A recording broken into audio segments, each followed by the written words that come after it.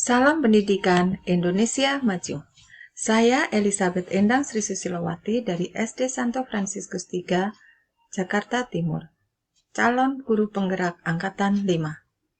Di sini saya akan memaparkan pemikiran filosofis Ki Hajar Dewantara. Siapakah Ki Hajar Dewantara itu? Ki Hajar Dewantara adalah seorang yang lahir di Yogyakarta pada tanggal 2 Mei 1889. Namanya adalah Raden Mas Wardi Suryoningrat. Mengapa Ki Hajar Dewantara disebut Bapak Pendidikan Nasional? Kita bisa melihat sejarah bahwa pada waktu itu pendidikan hanya untuk para kolonial saja, hanya untuk calon pegawai saja. Jadi tidak semua orang bisa menikmati pendidikan. Kodrat manusia untuk merdeka belajar pun dibatasi. Ki Hajar Dewantara akhirnya melakukan perubahan. Beliau membuka pintu gerbang kemerdekaan dengan cara membuka sekolah taman siswa pada tahun 1922.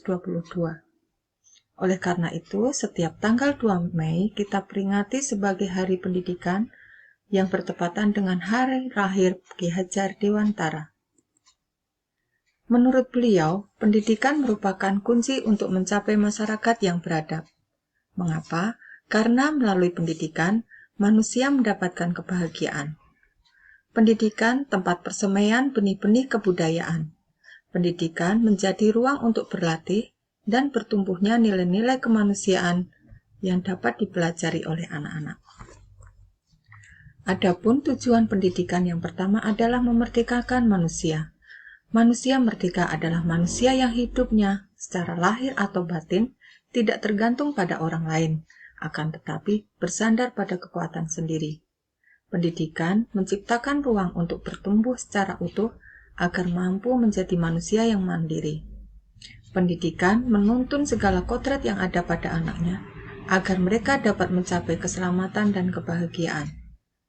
Pendidikan sekedar tuntunan karena tumbuh kembang anak di luar kehendak kita sebagai pendidik. Anak hidup menurut kodratnya. Kita ingat kembali semboyan Ki Hajar Dewantara. Yang pertama adalah Ingarso Sung Tulodo. Ketika menjadi pemimpin, seorang guru harus menjadi teladan bagi orang di sekitarnya. Yang kedua, Ingmadyo Mangun Karso. Ketika seorang guru berada di tengah-tengah kesibukannya, maka ia dapat memberikan semangat untuk orang-orang di sekitarnya. Yang ketiga, Tutwuri Handayani. Guru dapat memberikan dorongan dan semangat ketika berada di belakang. Ki Hajar Dewantara juga menjelaskan dasar pendidikan yang berhubungan dengan kodrat alam dan kodrat zaman. Kodrat alam di sini berhubungan dengan di mana anak berada, sedangkan kodrat zaman berhubungan dengan kemampuan atau keterampilan yang harus dimiliki anak sesuai dengan zamannya. Contohnya adalah anak-anak yang belajar dan interaksinya di abad ke-21 tentu sangat berbeda dengan anak-anak di pertengahan atau di akhir abad ke-20. Demikian pula dengan zaman yang terus berkembang dinamis akan mempengaruhi cara pendidik menuntun para murid. Peran pendidik dalam pertumbuhan anak. Nah, anak ini diibaratkan sebagai biji tumbuhan yang disemai.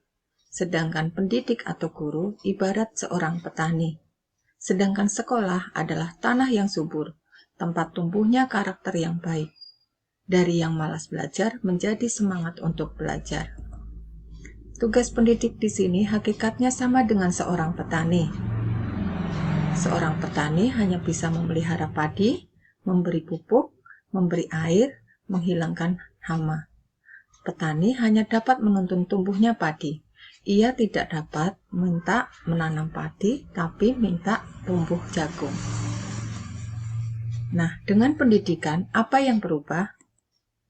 Ya, betul. Yang berubah adalah budi pekerti. Karena budi pekerti ini merupakan keseimbangan hidup antara cipta, rasa, karsa, dan karsa. Keselarasan hidup anak dilatih melalui pemahaman kesadaran diri yang baik tentang kekuatan dirinya. Kemudian dilatih mengelola diri agar mampu memiliki kesadaran sosial bahwa ia tidak hidup sendiri dalam relasi sosialnya.